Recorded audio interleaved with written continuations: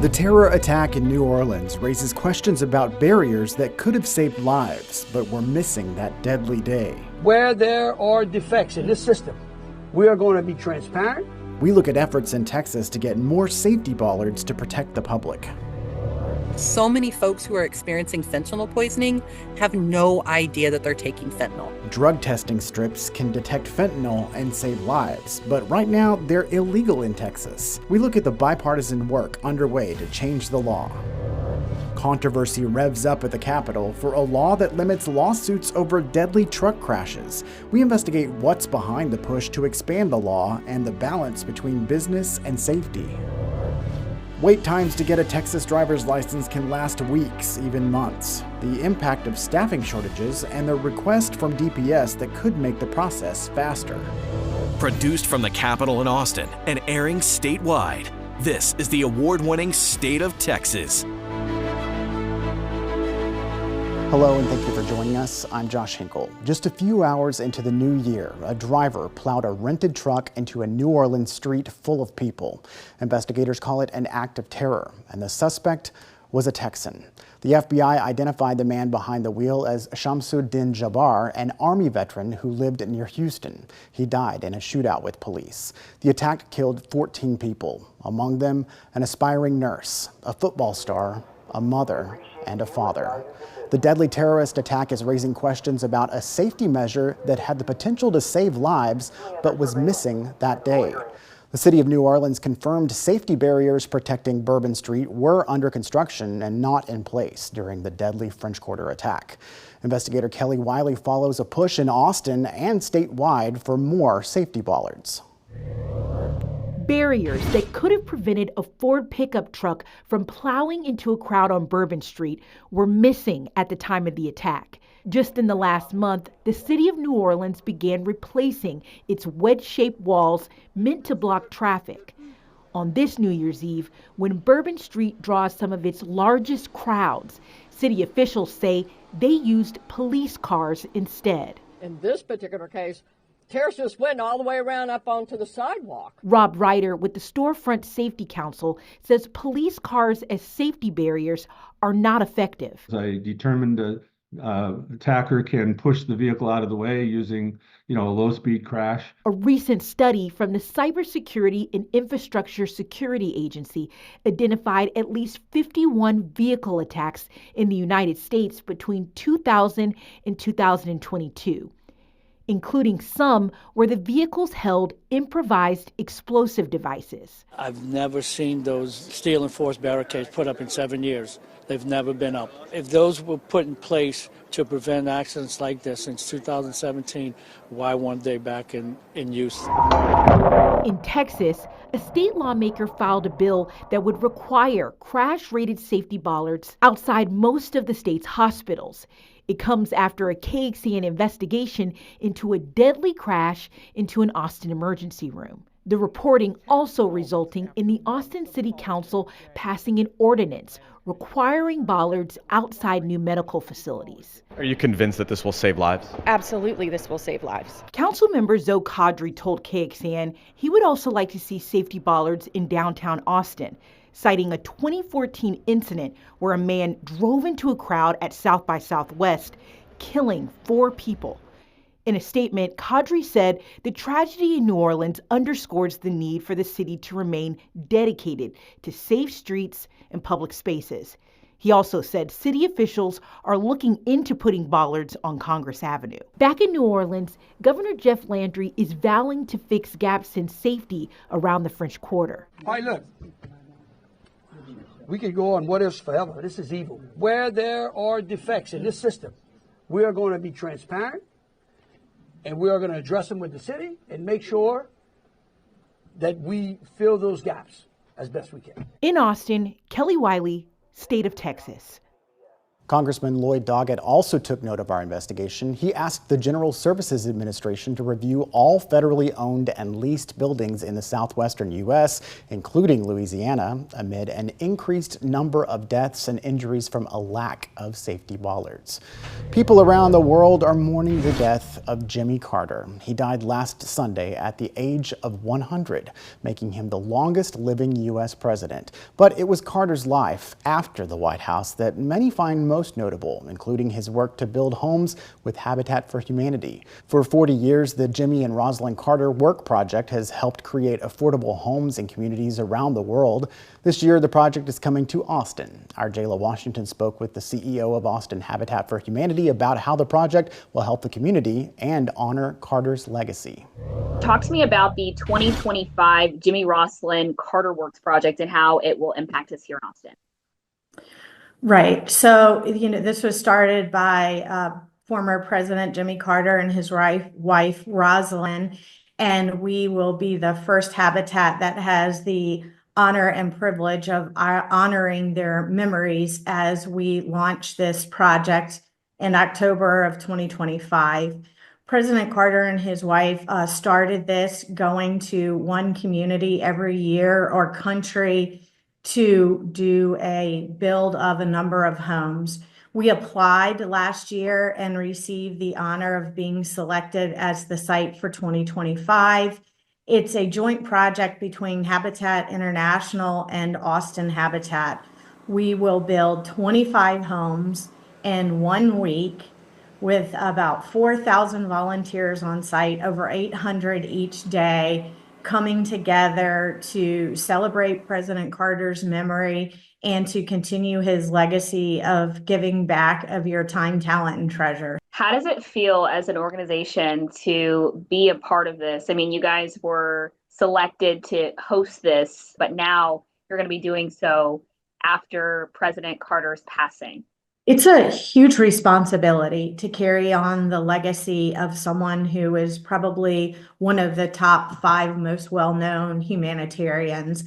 And so we are going to work with Habitat International to really use this build to honor and encourage the legacy by having hundreds of people on site every day with hammers and nails and great attitudes, all working together towards one common cause, which is really back to the core of America, neighbors helping neighbors.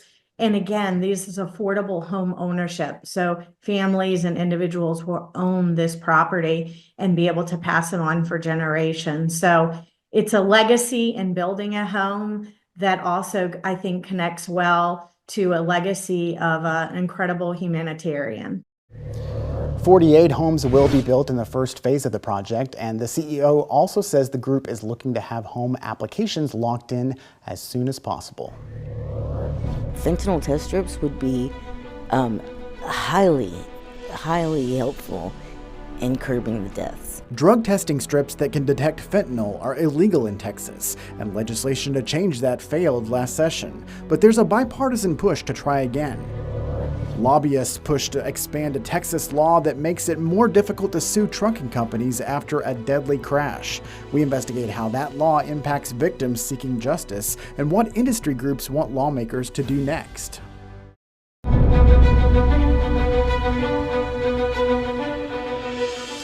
There's a renewed push at the Texas Legislature to get drug testing strips legalized in the state.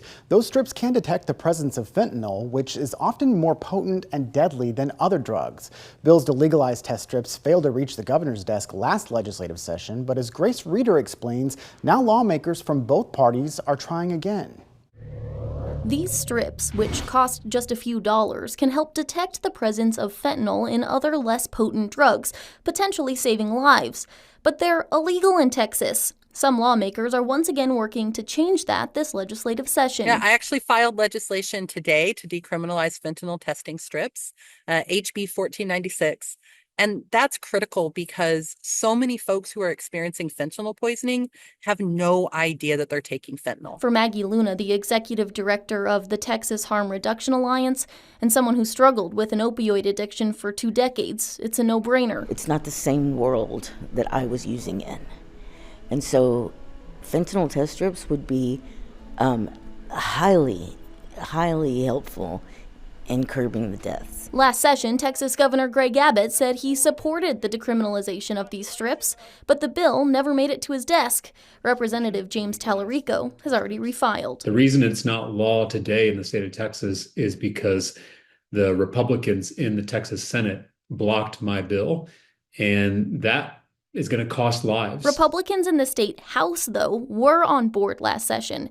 Only 2 representatives voted against it last time, and Republican Representative Tom Oliverson has already refiled. How do you convince Republicans in the Senate this time to get on board? I think we just have to keep working with them. But what happened last time, unfortunately, is, we got into a position where the bill got stuck. I was working to get it unstuck, and then folks decided to barricade themselves in the senator's office. And, threatening lawmakers is never a strategy for actually winning the persuasion argument. Grace Reeder, State of Texas. Senators Sarah Eckhart and Molly Cook also filed a companion bill in the Senate to Representative Tallarico's for this session. He said, there was an accident, and I said, how serious? And I go, both your wife and your daughter passed away. I just couldn't believe it. A deadly trucking crash changed his family forever. We hear his story as state leaders prepare to jump back into a controversial issue on the road, balancing safety with business. Do you feel that the majority of the lawsuits are frivolous? A good number of them are. Our special report, Texas Truck Crashes, is coming up. And later, wait times to get a driver's license can last weeks, even months. The impact of staffing shortages and the request from DPS to meet the demand.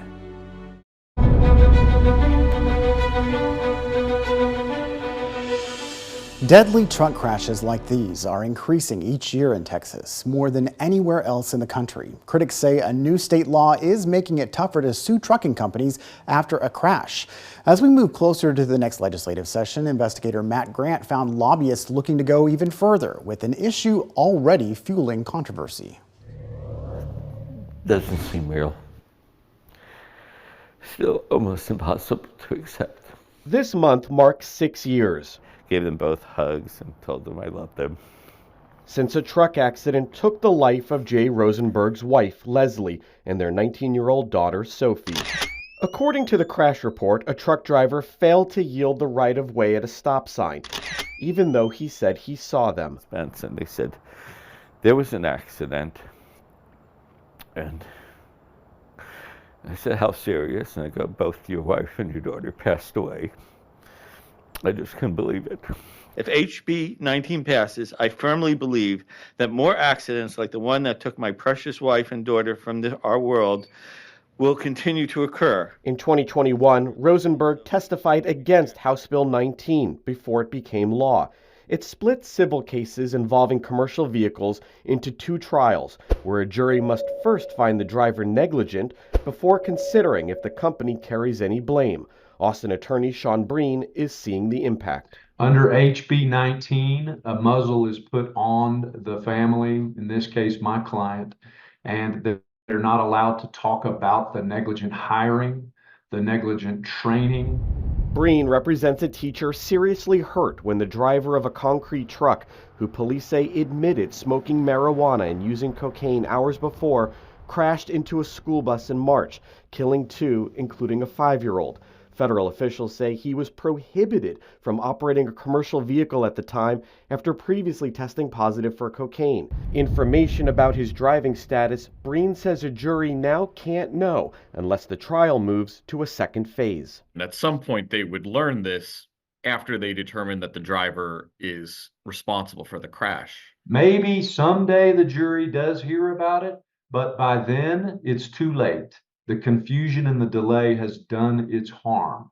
We have a saying amongst the victims that we represent: justice delayed is justice denied. According to the U.S. Department of Transportation, in 2022, nearly 6,000 people were killed in truck crashes. In Texas, 17% of all fatal crashes involved a large truck, exceeding the national average. The stats have grown over the past decade, with crashes like this from Bell County in May. The driver, allegedly texting, struck and killed 66-year-old Tracy Rambosek. Police are reviewing this video. Her husband filed a wrongful death lawsuit accusing the driver and company of negligence. He wants justice for his family, and that's all he can get at this point because his wife is gone. It's a very hard job. At this Williamson County rest stop, we met Richard Barber, a trucker for almost 30 years. You don't want to hurt nobody, ever. Recently, he says insurance reps have attended his company's safety classes to offer advice on how to avoid being sued. He gave us a wide range of things that we could get sued for that none of us really would have thought about. On his mind now, safety and the rising cost of insurance. Yeah, that's expensive. It's hurting you? It's hurting all the companies, yeah.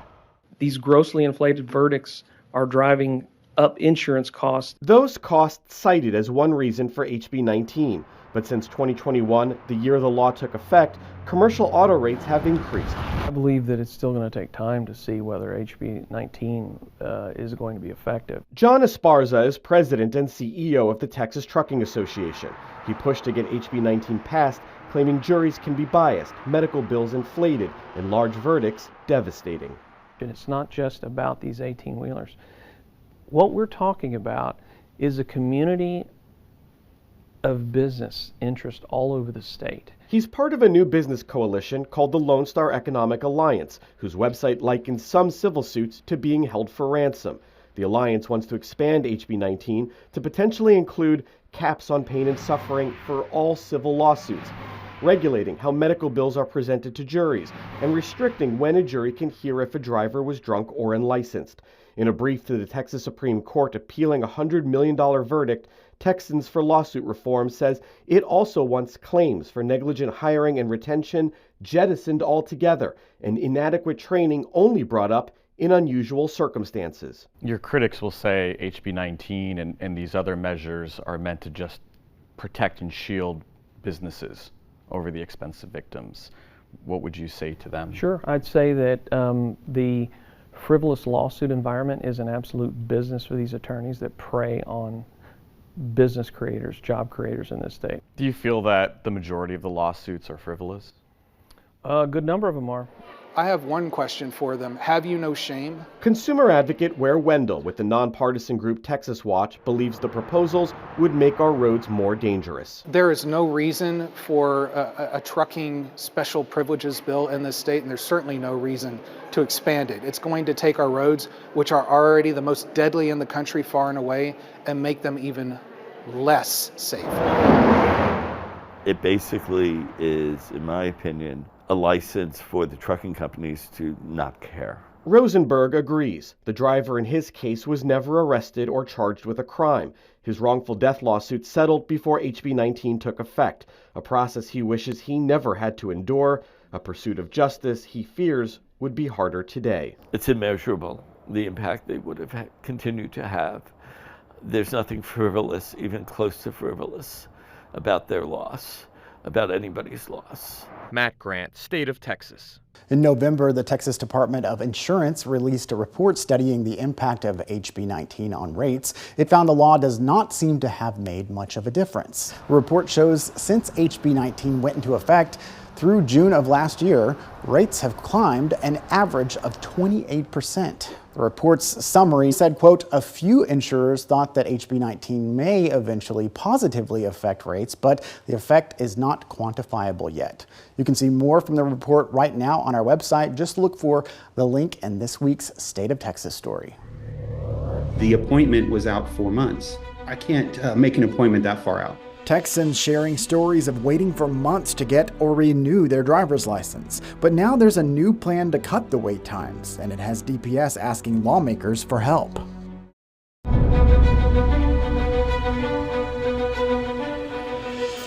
The Texas Department of Public Safety is asking state lawmakers for more money to address wait times for driver's license appointments. The millions of dollars requested would be used to hire more than 1,000 extra employees. Politics reporter Dylan McKim explores other ways the agency is looking to improve the service as many Texans continue to wait for an appointment.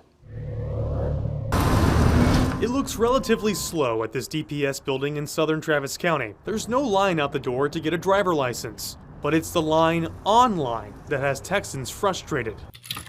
Texans share their horror stories on social media about wait times for an appointment. Anywhere from 3 months to even 9 months of waiting.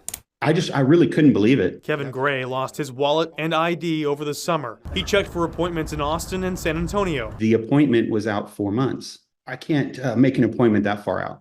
The new DPS director, Colonel Freeman Martin, says it's a staffing issue. We have not kept up with the growth in population in Texas. The agency is asking for $207 million to hire more than 1,200 new employees. That will help with staffing inside driver's license offices and in the customer service center. The center has received 47 million calls about ID services in the past 4 years, but have only been able to assist about 5% of those calls. Martin also says they're trying new technology that will allow Texans to upload documents online before their appointment. We're not having to verify and scan documents and take hours in the office. They can do that stuff from home.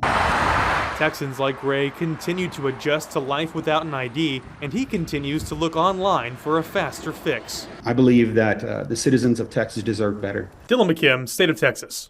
Director Martin also said offices in big cities have a 30% no-show rate. The agency will roll out a new system that allows people to cancel their appointments. Thank you again for joining us for State of Texas. I'm Josh Hinkle, and we'll be back next week to bring you an in-depth look at Texas politics.